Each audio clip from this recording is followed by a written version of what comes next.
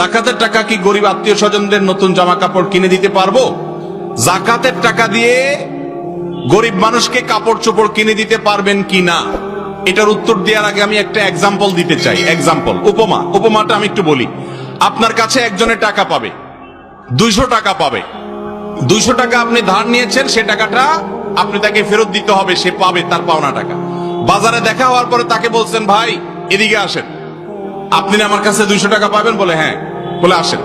ডেকে নিয়ে ফল দোকানে নিয়ে গেলেন, নিয়ে 1 কেজি আপেল কিনে দিলেন 200 টাকা দিয়া বললেন যান বাড়ি যান।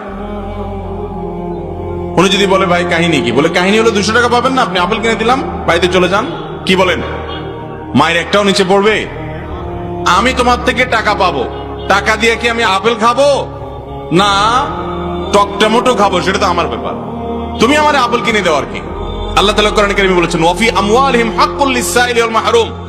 যাকাত হলো গরিবের, অভাবী মানুষের অধিকার।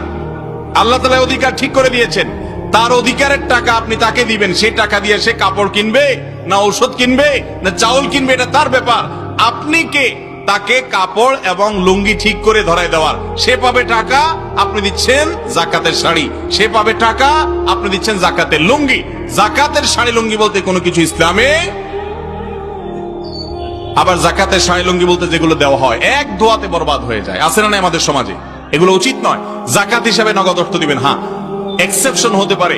আপনার একজন আত্মীয় আছে গরিব, আপনি জানেন নগদ টাকা দিলেই সে নষ্ট করে ফেলবে, বুঝবে না, বোকাশোকা মানুষ।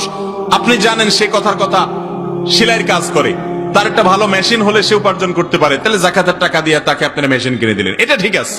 আপনি তাকে একটা রিক্সা কিনে দিলেন, এটা ঠিক আছে, কারণ সে নিজে হয়তো এটাকে ভালো ইউটিলাইজ করতে পারবে না, তো তার প্রয়োজনটা জেনে সেটা আপনি পূরণ করে দিলেন জাকাতের টাকা দিয়ে, এটা জায়েজ আছে।